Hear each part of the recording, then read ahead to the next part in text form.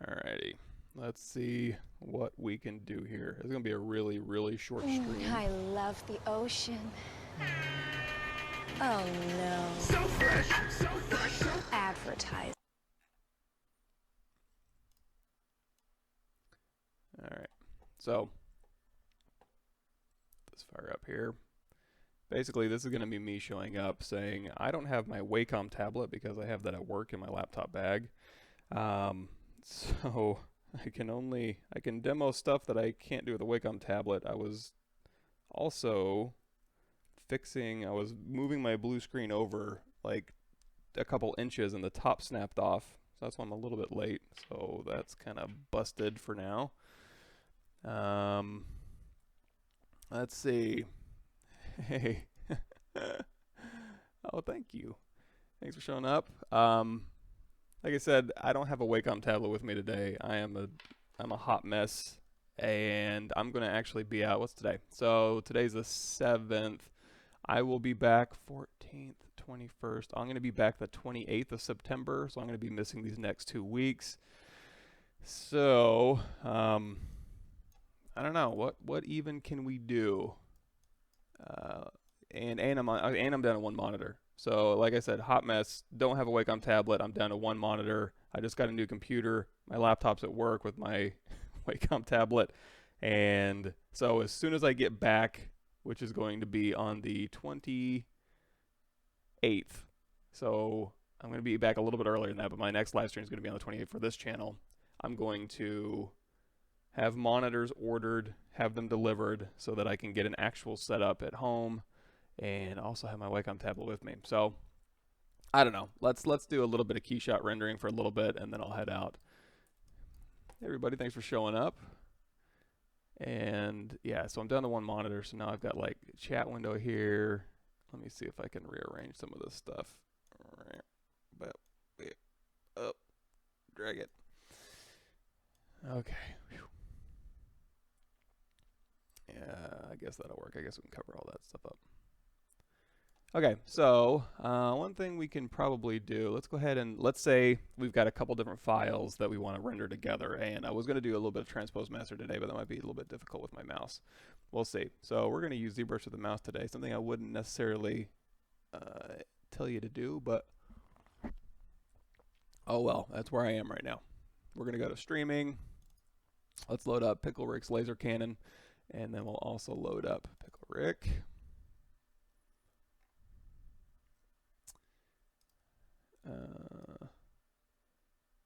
What does this mean?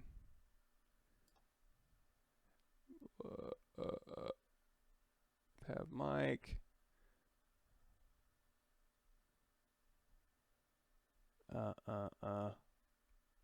Come on, Restream. Just show me the chats. Don't mess with me this morning. Sorry if somebody was chatting.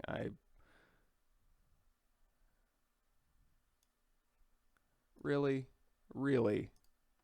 That's how we're gonna play it? Okay, I'm connected. Oh, okay. Sorry about that. I guess I'll just leave that alone. Oh my god. I'm just about done with this week. Alright, we'll work around you, Restream. Okay, so we've got Pickle Rick here.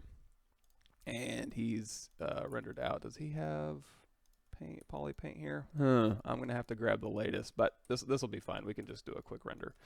And I did make some changes to him. So we've got him, and we also want to say include his laser cannon. So we're gonna go ahead and go out of edit mode, and we're gonna see how we can combine these two files, because these two files, number one, they aren't gonna even have the same scale probably, and they're going to be maybe not even all that compatible. One thing I forgot to do was put a little ball at the back of this thing. So, or there's some way to connect that in. So I'm going to actually get still this little piece here. So I'm going to alt-click this one, hit W. I'm going to hold down Control and drag out a copy. Hold down Shift, snap that to 90 degrees. I'm just going to stick that right back here. I guess that'll do it. And we'll put that in a place that kind of makes a little bit more sense. If that goes all the way around, probably there's not going to be a connection right there. So I'm going to stick it right here. And let's see if I can use my mouse to kind of push this into place. Let's do Shift D. There we go. Ugh. Eek. Alrighty. Again, sorry if I'm a little slower than usual. I'm not used to using my mouse for stuff. Okay, and then we'll hit D to dynamically subdivide that back up again. And we'll push that in a little bit more.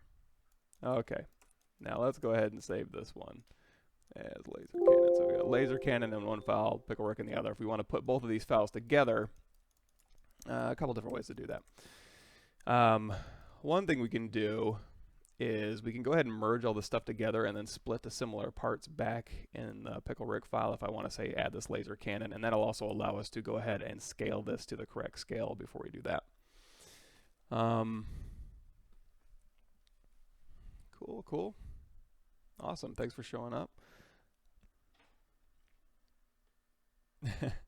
Yeah, Polypaint is really fun, and it's really freeing too, just to be able to kind of just paint on the I mean, it's a little bit limiting in some ways in that it's the vertex resolution that's dictating how high fidelity your Polypaint is, but it's also pretty freeing just to kind of, you know, paint on something and not have to worry about UVs and have to worry about anything like that. So, and you can also transfer your Polypaint later to UVs, so kind of allows you to work separately from production, which is what ZBrush is kind of all about. Cool. Yeah, I know. This is we got a lot of natural disasters going on.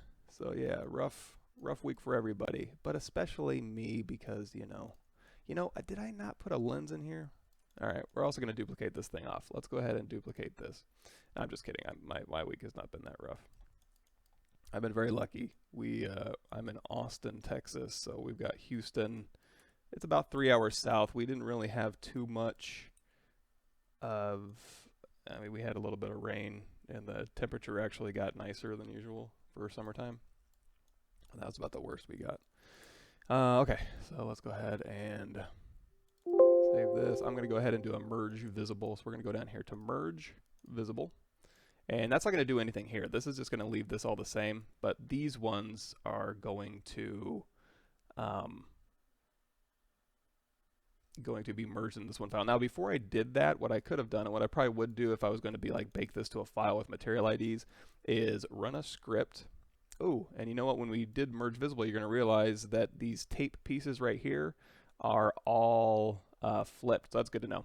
But before I did that, if I didn't want to have to worry about like turning on dynamic for all of these things, there's one thing you can do. So if you go over here to your Z plugin, I feel so slow without my tablet. So Z plugin, not quick sketch, Clean Tool Master. You can go to the Pixologic Download Center and download these and install them. We've done that before in previous episodes. In fact, when I log out early today, I'm probably going to log out in about another 10 minutes. I'm going to go to Twitch and do my live stream highlights, which I've been slacking on, and put those up on YouTube, and that'll probably be one of them, is installation of ZBrush Z plugins. But you're going to see in here we have dynamic subdivisions and subdivisions. So if I was going to bake this out, what I would do is I would hit delete. I'm not going to delete this one. Yeah, I'll delete this merged one. So we'll do this again. But if I want to have a dynamic version, like here's my dynamic version. By that, all I mean is I can like Alt tap this one and hit Shift D, and you're going to see it goes back to my real geometry, and then I can hit D again, and that's my dynamic geometry, just for a working file that's a little bit more usable. I can also click on these pieces of tape, and you're going to see when I go down here to my display properties, I can turn off double. You're going to be like, oh, they're flipped. I had no idea. So you're going to go ahead and flip those faces around. I also could have sworn, what is going on with my brain? Did I not duplicate this off and move down a copy? Am I crazy? Am I losing my mind? What is this one? This one's 23, this one's 22. Oh my gosh. All right, I need to get more sleep. Okay, so here's our working file for real. Okay, so we just talked about dynamic subdivision. So like this one, for instance, is a good one. I can do Shift D, and that goes back to this low level one, and this gives me a preview of it. So if I want to throw this in the KeyShot and start rendering, I can use this working file and throw it in the KeyShot and render it, and keep it dynamic and workable. I love working with dynamic subdivisions rather than real subdivisions. But if you wanted to, what you can do, I'm going to take this one, I'm going to copy this tool. That's going to copy all the subtools. I go to ZBrush here, and then I will paste that tool. And now I've got a 23 and a 23 subtool. So these are just the copies. So I'm going to have this copy here, and I can run this script right here, which will be dynamic subdivisions to subdivisions all, ds all, and that's going to go through and convert all of my dynamic subdivisions to actual subdivisions. So when I go to my geometry tab, you're going to see instead of this thing being, you know, hitting D and Shift D to go out of dynamic subdivision mode, this is now has 4 subdivisions. So now I can go all the way back down to 1 and all the way back up to 4. So now when I take this file, and let's say I was going to go bake with it, I can go over here to my subtool merge visible. And now we've got a merge file. And then this one is, it's going to have the dynamic subdivision. Of course, we need to flip the tape. So that would be one thing to do. So I'm going to go ahead and delete this one. We'll go back here, and this is the one with our real subdivisions. I'm going to hit delete all. And then I'm going to go back to this file. I don't know what's going on today. And I'm going to take this tape, and I will flip it again. There we go. All right, I'm going to save this because I seem to be losing my mind. Okay, so having said all of that, what's the best way to get all of these subtools into the PickleRick file and maintain my dynamic subdivisions? I'm not sure if I have a good answer for that now that I'm looking at it. What I could possibly do is come up with a script, or even better yet, somebody else come up with a script so I can just use it, is to go, okay, I've got this file here. I'm going to go to the very top subtool. And I don't want to lose my dynamic subdivision, so what I could do is go to my PickleRick. I can go to append, and I can grab this piece of the laser cannon here. And then I can go back to my laser cannon. I can go down one, go back to this one, go to append, grab this piece. And I could do that 22 more times, and that would allow me to take all of my pieces and maintain my dynamic subdivisions. And the only reason I would think about doing that is because, like, this piece here has our QGrid turned on, this piece has QGrid, this piece has dynamic with certain subdivision levels that I dialed in to kind of get the fidelity that I'm looking for. So going back through and doing that manually, it's not a huge deal, but it could actually take more time than just doing this process. So I don't know. But you know what, since this is just for a demo and I'm just going to be done here in just a second anyways, we're going to do it this way. So we're going to keep this one. We're going to go ahead and go down here. And plus, this isn't even the final version of this file. I need to grab it from wherever I have that on my other computer, which I don't have with me. So what we're going to do instead is we're going to take this file here, and just for rendering purposes, we'll go ahead and do dynamic subdiv to subdivisions. And now we'll do a merge visible. And if we don't need this one anymore, we can just hit delete all. Go to PickleRick, go to append. We'll go ahead and grab this laser cannon. And now at this point, we can, if we want to go ahead and scale this thing first, we can go ahead and hit X symmetry, and then we can go and like scale this down to whatever size he's supposed to be here. And we can keep a working file right in the middle of the file too. Let's go ahead and see about what size this should be. So I'm going to go in here to texture, import, reference. And if he's next to it, some of the sizes change pretty drastically. So if we grab this one, for instance, and then we go to, let's say this one, and then we're going to throw these in the spotlight. So we're going to also close this divider down. So, and the dividers are now double click on ZBrush 4 IP2. So if we go over here to texture, and we grab this one, and we go to plus sign here, and I'm going to shrink him down just a little bit, shove him up here in the corner, and we'll turn his opacity all the way up. So in this one, it fits pretty comfortably. This part fits pretty comfortably over his shoulder. If we go over here to texture, and we grab this one,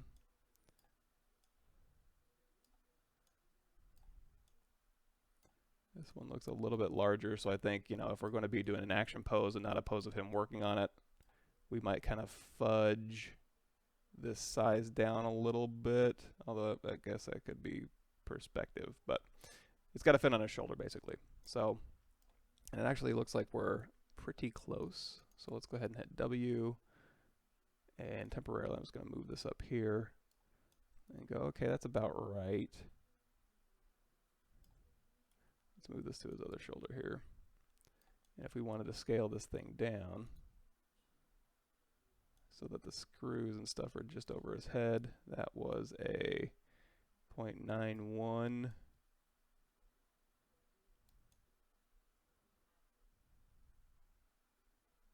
And also, I would probably fudge this to fit a little bit closer to his shoulder and not be that big. So let's say 0.91. So I'm going to undo that. Keep that in the middle, and then I can just do a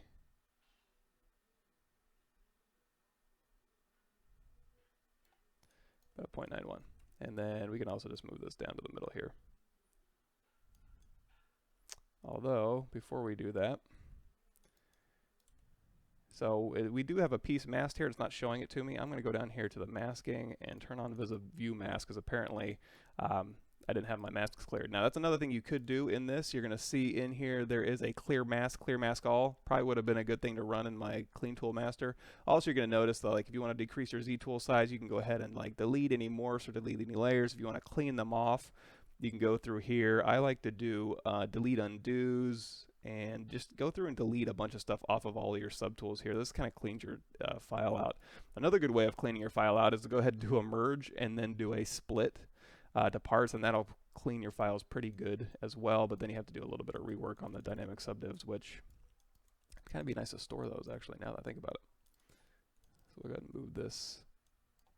So yeah, we got this thing masked. I'm going to control drag to unmask, and now I can move this down, and now I can go ahead and just do like a 0.91.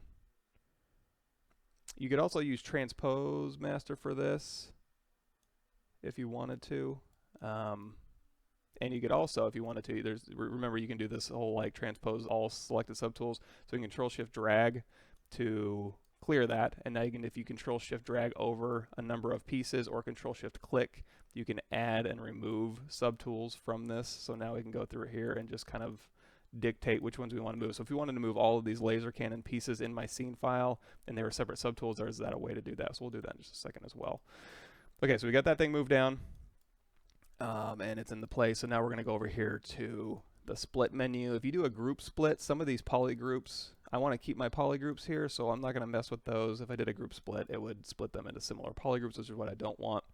There's split the parts, which is going to split every single part into its own subtool across the X symmetry or not. I'm going to do split to similar parts, so it'll go ahead and keep like my screws in one subtool and my lenses in one subtool. It may not be perfect, but it'll give me a good start.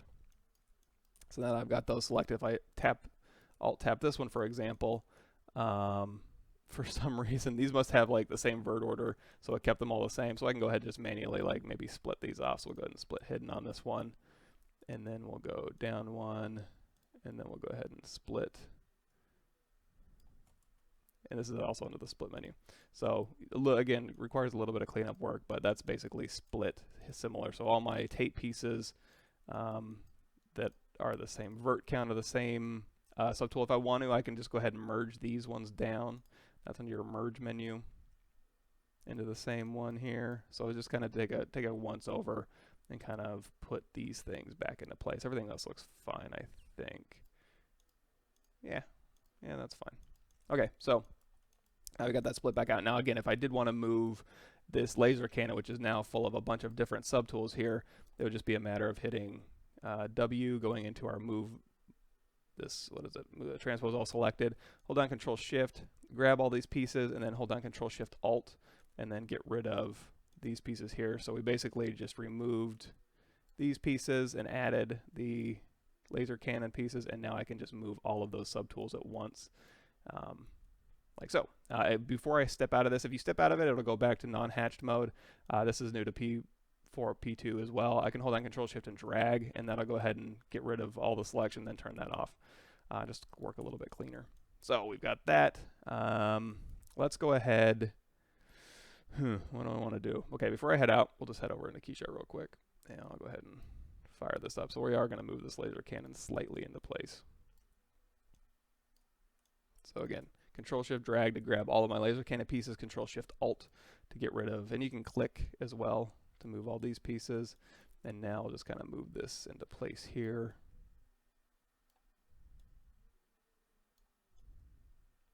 Good enough. And let me put a little bit of lean on it. Maybe we can hold down Alt and move our pivot. We can kind of lean this just a tad, like so, and then Control Shift drag to unselect this. And you know what? Let's see if we can't. This is going to be ugly with my mouse here, but let's see if we can't just like do a little bit of. So this is basically, instead of doing Transpose Master, oh, this is all one subtool. So what you can do, let's let this save. We can bring these bones back. I can mask this side of the bones. It's not going to show you, but it will mask that side of the bone. Oh, you know what? We have to have Alt tap the bones to select them and then mask this side of the bones. And now let's turn off X. All right, so we could do this and use masking and move multiple to go ahead and pose this guy. We could also, let's go ahead and do, let's try this. Let's go ahead and do a texture, no. Let's do a quick save. And then I'm going to do Shift D, Shift Z to get rid of the spotlight here. And instead of all that, let's try Transpose Master. So let's go ahead and do Z plugin. Let's do just real quick. Let's go ahead and do clear masks all.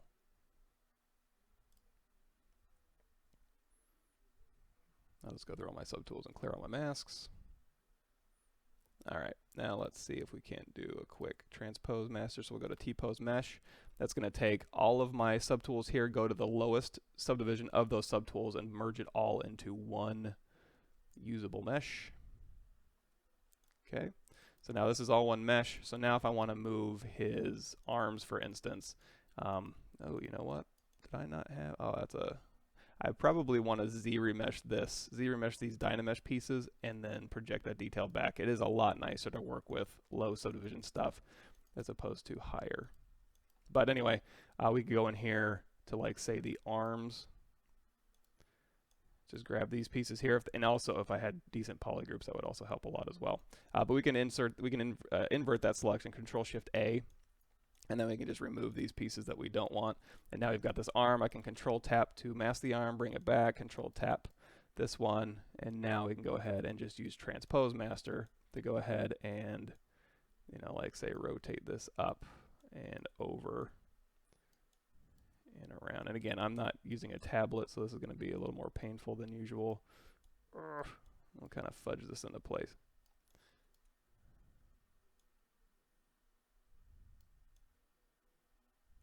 And then if I want to go ahead and mask these pieces, what I can do is I can hit Q, I can hit W. Let's see if we can do W and Control click. Nah, it'd probably be easier. I mean, there's a couple different ways. You could isolate those, mask them, and then bring it back. I'm going to grab these two pieces here. Q, oh, whoops. We have the stack still turned on. So we're going to go hold down Control Shift. We'll grab these pieces here, Control Shift A, mask, invert, and then we can just go ahead and rotate this one up. Let's go ahead and hold down Alt and position this right in that joint.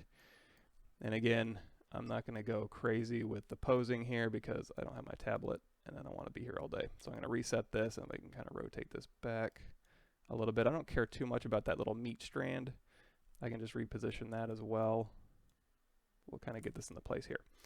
Okay, and then for this meat strand here, we'll Control Shift click this one, mask it, invert it, and then we can just kind of, you know what, this one we don't even really need. I can actually just scale this thing down and shove it in there, call it a day. Good enough. So let's go ahead and rotate this hand around a little bit. So I'm just going to grab a little piece of it, Control Shift A, mask, invert, bring it back, and now we can go to Unmatch Mesh Center here, reset my pivot. I'm just holding down Alt, and now we can kind of pose this out. Now, if I was doing this with a tablet, I would go through there and pose the fingers and make it look nice, but that's going to have to do for now. So now that we've done a little bit of posing with our character here, let's go ahead and say, okay, I want to go back to my mesh. I'm going to go to Transpose Mesh to Subtools, and that's going to take all of my pieces that I posed here and go ahead and move them into place.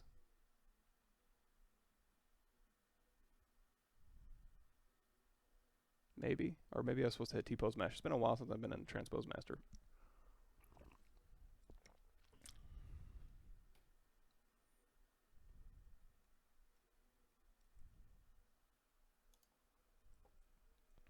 All right, so we've got this piece here. So this was our Transpose working file. Here's our new subtools that have all been moved into place with Transpose master. And now what I can do is go over here to render, external render, key shot, and let's load that up. Okay, so sorry about that. I haven't been paying attention to chat here.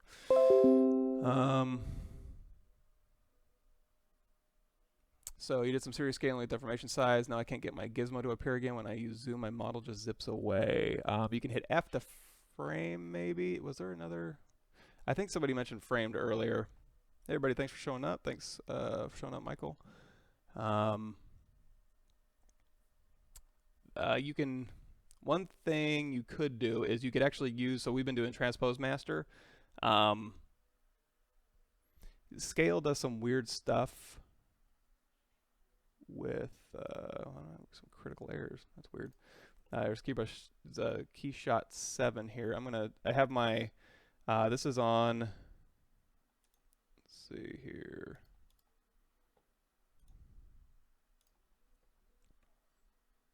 On our C drive. Can we go up one? There we go. So this is on my new computer, which again I don't have the setup for right at my monitors. I need to get back in a couple weeks. When I get back in a couple weeks, I will have everything set up. But yeah, we're using the Threadripper 1950X. This is a 16-core processor with 32 cores. So when we go back into KeyShot, you're gonna see we've got, yeah, here's all 32 cores. We got 100%. I've dropped it back down to 94 just while we're streaming. But that should render plenty fast for our purposes. And I'm also going to try and maneuver this around the chat window here because again I'm stuck on one monitor here. So what you could do, and we'll go ahead and pause this. So here's our file that we can start rendering with. If we go into ZBrush here, so the question was, and I guess you could read it on the Twitch chat. Serious deformations with size. Now I can get my gizmo up here again. ZBrush does some crazy stuff with size. Not crazy, but under geometry here, you're going to have a size, and this size is set to 5.4, and that's going to, usually ZBrush wants to keep this number around 2, and that kind of makes everything work correctly with ZBrush. In fact, if we go to this T-pose mesh here, and we see what the scale it's working at, its size is set to 10.9.4. If I go down here to unify deformation, unify here, that's going to set that size to 2. Then this is going to be like the ZBrush primitive scale. So if I go in here to append a cube, it's going to fit this Pickle Rick right into the bounding box of that cube. So this is the scale that ZBrush is most comfortable working within. So what I would do is if you want to export at a different size, keep everything ZBrush scale, and then on export here, you can have an export scale that you can play with. So when you go on export here, and there's also under the Z plugins, this should come with ZBrush, there's a scale master. So if you want to export to a different scale than the ZBrush native size, you can just dial that in. It might be a little bit easier way to work. That way you know that, if I did scale this thing up in ZBrush quite a bit and something weird starts happening or the tools start misbehaving. One thing, for example, is like your dynamic brush size. If this thing is huge, sometimes your dynamic brush size will cap out here. There's a way around that. If you go to preferences, where is it at? Been a while since I've been in here too. Draw, you're gonna have a max brush size. You can crank that up to 5,000, and now when you do your dynamic brush size, it'll keep going up to 5,000 instead of 1,000. And even if that's not enough, if your scale is gigantic, you can go over here to preferences and you can change this dynamic brush scale. If you crank that up to 50, that's going to be like 50 times 5,000. So, here's 1, and now if I go up to like 5,000 draw size, this thing is the size of one of the smaller states. So you can do that to kind of get around that. But again, if you're having problems with gizmos disappearing and stuff, I would try and get it back down to the ZBrush scale, and then on export, change the size. Not the greatest answer, but that's kind of where I would start maybe. Oh, and if Oh, and if your gizmo disappears, like, oh, I can't see it, all you need to do is like, okay, so I hit W and I can't see my transposed line here because it's way out there. All you got to do is hold down Alt and just tap anywhere on your object. That'll bring the gizmo back into view. There's no like center pivot, I don't think, hotkey in ZBrush, but you can just Alt click anywhere or Alt click drag, and that'll bring your gizmo back. And then you can Alt click, you know, go to mesh center or whatever you want to do, and that'll be fine. So that'll get your gizmo back. But if it disappears or you can't see it because of the scale issue, then oh, and okay, now I see what you're saying. When your gizmo is way up here, and that's where your camera is centered, now you can't see your model. Yeah, hit F, just like Nicholas was saying. Hit F to frame your model. Hold down, hit Alt to bring this gizmo to snap to your mesh, and now your gizmo, and now when you just touch this, if you have this local turned on, now it'll just rotate around here. So disregard everything I just said.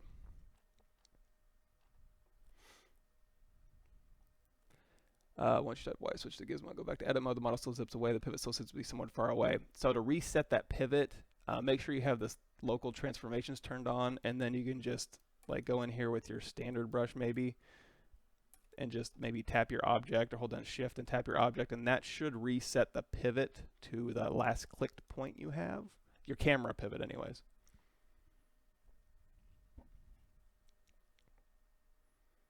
And you know, so local sim, you can turn that on or off. You can also reset if it's way off in the world, like in a really awkward place, like say you're working on an environment and you've got like 5 square miles and your character's sitting over here in the corner of that. Is that also under the draw menu? There's like a, no, that would be under the, boy, we're getting into stuff I haven't touched in years. There's a transform. Under the transform menu, there is a set pivot. So if you hold down Control, so it enables you to define center points for rotating, deforming, so, special editing, other actions. When you press this with your mesh partially visible, so whatever mesh you have selected, this will set your pivot to the center of that mesh. And then you can use that until clear pivot is clicked. So you can hit this S pivot, and that'll center it on whatever mesh you have selected, I think.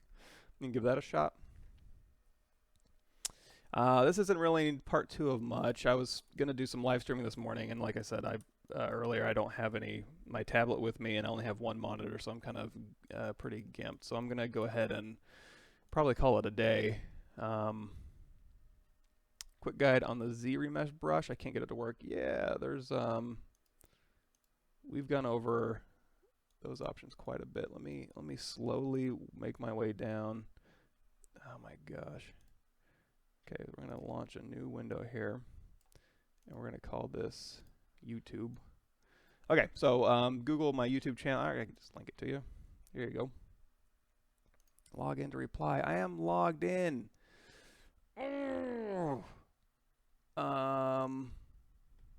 What? What do you want from me?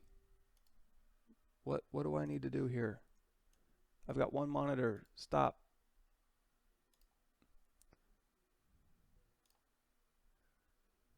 Yes, whatever.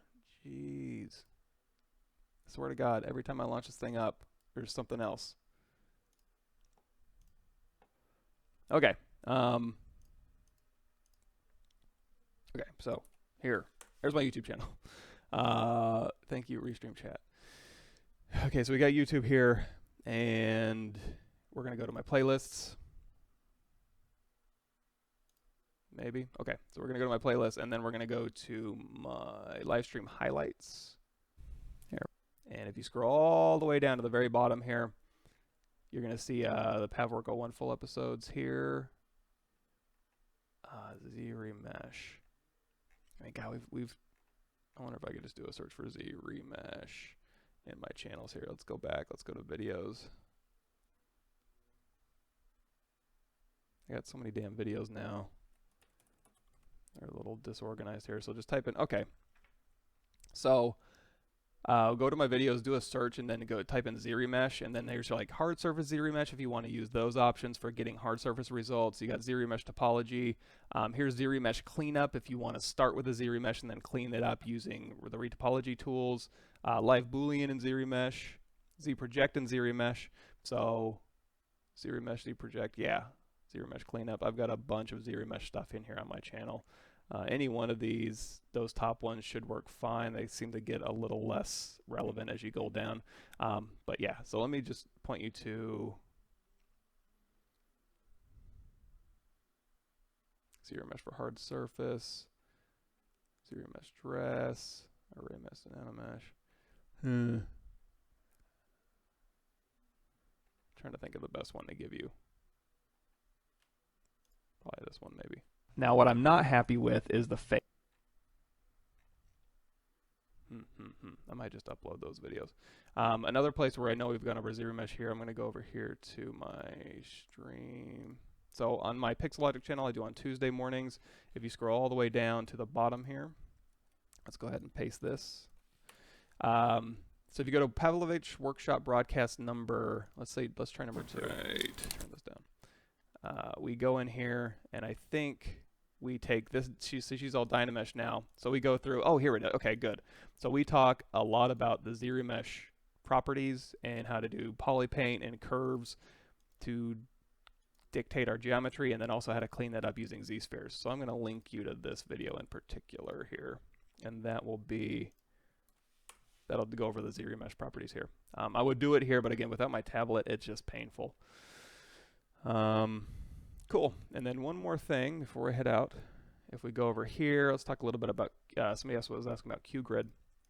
If I go over here and I grab anything, it doesn't matter. I'm just going to grab a cone, go into edit mode, go to make polymesh 3D, and now I'm going to go to initialize and go to QCube down here, and that's just going to give me a QCube down the middle. I can hit X to go across X symmetry, turn on floor to make sure we're Z forward here, and now I can go through here and just start Z modeling. So with my Z modeler brush, which would be BZM, or a hotkey if you have that, I can go ahead and like Z modeler the heck out of this thing. And the cool thing about QGrid is, as I'm Z modeling this thing up, and I want to say, hey, you know what, I want to bevel along these edges. Instead of going over here to geometry and going over here to dynamic and turning that on, and then going like, okay, I need to crease those edges, so I'm going to drop my crease tolerance down and then crease them, and then I'm going to go to my smooth subdivision levels, say that change that to 4, maybe drop this down to 3, and now when I do my smooth subdiv, it'll give me this result.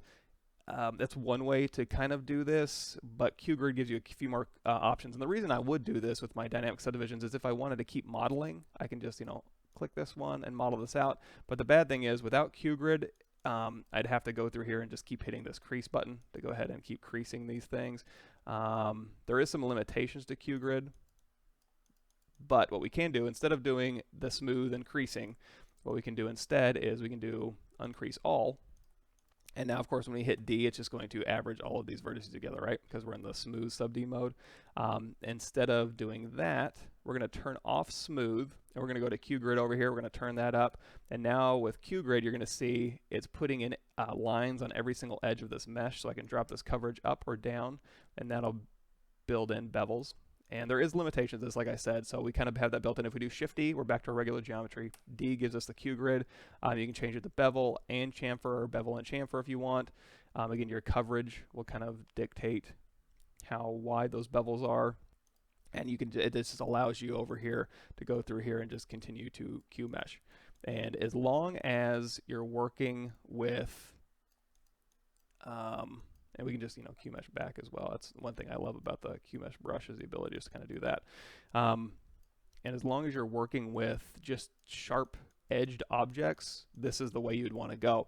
However, if we wanted to say, okay, let's go up here and we'll go to like delete a single poly here, and then maybe we want to like bridge these two holes here to here, and we wanted to make it round. As soon as you introduce a round surface, it's going to want to put, again, control edges right along every single one of those edges. So that's not going to work. In this case, if you're going to have rounded parts, what I would do is go out of QGrid, again, go to smooth subdivision level 4, maybe a crease level of 3, and then just go ahead and do a crease tolerance here so that you can get your rounded edges kind of beveled in and your flat edges. Then you can have the best of both worlds. But if you're just doing hard surface stuff that's boxy, QGrid is an excellent choice there. Cool. I'm going to go ahead and head out this morning I'm going to go onto Twitch and just start uploading the Twitch highlights. Thanks for bearing with me while we had a terrible stream without my tablet or monitors. But again, here's my YouTube video. Go there and do search. Just go to the videos and do searches on any topic, and I probably have something on it. If you want to also, these are a little bit more organized. Not ADN tools. These are great for, I use them for the Maya modeling stuff. Let's go to Pavlovich. They have some good plugins. So here's my Gumroad page. This is a little bit more organized here, so you can kind of go through here. And these videos, I mean, these are the same thing as my playlist. Some of the stuff is paid for. Just a couple of them, I think 3 of them are actual paid content. But if you want to download the videos and watch them on your own, you can go there or to my QBrush page, as well as my ArtStation page. Let's go to my profile here. These ones have a little bit more breakdowns as well. It's still the same kind of setup, but if you wanted to dig a little bit deeper or see like the making of some of the stuff, you can go in here to like the Commander, for example, and there will be some beauty renders, and also it'll take you through, and I'll have the videos in here that are relevant to it, and then you can go down here and you can kind of see how I created this guy and that kind of form. So a couple breakdowns on there. Let's see. So if you want to check that out, that'll give you a little bit more information as well. Is it possible to get clean geo like the one you have now, hard surface with only brushing without using ZModeler, even if it takes more time? Yes, I would use Dynamesh. I mean, ZModeler is a lot easier, but you can do like a Dynamesh blob and then use the clip brushes, Control-Shift-Clip or Control-Shift-Trim, or you know, mask and transpose. Before ZModeler, that's how we had to do things. In fact, if you go down far enough, like this thing here, this was made before ZModeler. This was all basically just, in fact, if you want to see the making of this, just keep scrolling down. So let me go ahead and say, okay, yeah, so go to my ArtStation page, go to this helmet test, and this is a really, really old, it's going on 5-6 years old now. But basically you start here, and then you go through, and then you start clipping to get these shapes, and then you go through and you can rebuild some of the pieces here with Z sphere topology, and then go through and Dynamesh and put your alphas in there. And then at the end, you'll have a very high-res version. Here's all the videos to kind of take you through. There's a time lapse of the entire creation of this thing, so you can see a little bit more old school methods, but you know, you'll still get good results. And you know, again, this is, you know, where you'll end up with your final meshes. I mean, again, it won't be as clean as ZModeler would have been, but I didn't have ZModeler at the time because this was a ZBrush. This might be 3.5 or 4 maybe. I don't know which, but anyway, I'm gonna go ahead and, geez, Restream's having a hard time. I'm gonna go ahead and head out. Thanks everybody, and I will catch you guys next time. I guess we can do a little bit more running with this thing. Let's do we're gonna do a beer pickle Rick here. And if I go in here to lighting, product will give us a little bit more fidelity here, but we might have to do jewelry to get our caustics to kind of show up here.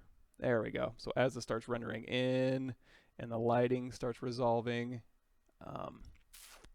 let's see what else we got. Let's see, we got liquids here. Got some Chardonnay.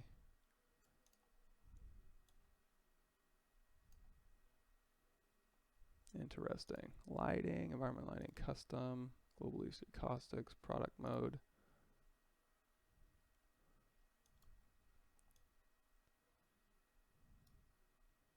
Oh, that's another thing Keyshot 7 has built in, is this kind of faster, it goes to basic render while you're moving around, and then it'll start dialing it in, so it's a little bit nicer to kind of move this thing around quickly. And then, let's see, just like liquid water here.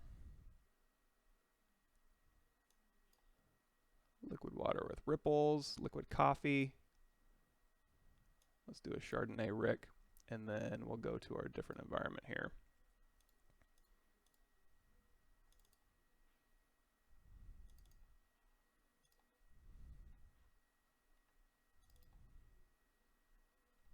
And you also notice there's some new environments. If you have anything that you liked from the old environment, you can go in there to the Keyshot Cloud library and download those.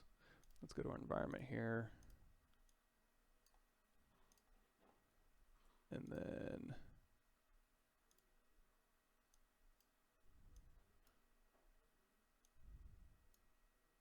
let's see if we can overcrank this. There we go.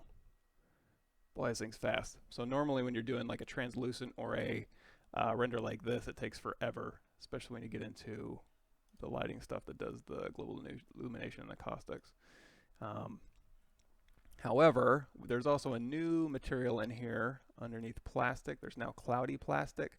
So this is kind of where the mesh is thinner. It'll have less particulate matter in there, and it'll be less cloudy. Yeah, this is ridiculously fast. I love it. Thank you, Threadripper. Let's go over here to cloudy rough, and we'll drop in. Now this one's translucent, so it'll probably take a little bit longer to res in, because it's having to do a lot of calculations on getting this thing to render correctly. But there's some really cool plastic, cloudy, shiny, textured, rough. So anyway, new materials in Keyshot 7. Do a live stream for face poly painting. Possibly in the future. What I mostly would use poly paint for faces is matching scan data to the reference file, reference photos taken. I'm trying to think if I've already done that. I mean, I have done it. On the Commander I did it. But I actually ended up, I think I ended up rendering that in Painter here. So we go to my ArtStation page. Let's see my profile. Okay, yeah. You can obviously poly paint this. I think I did my Painter walkthrough here. You don't see me actually painting it, but I just step through my levels here, and this is where I use Substance Painter to kind of go through and kind of, you know, put some tattoos on him, paint him up, do with the skin properties, and kind of model his skin.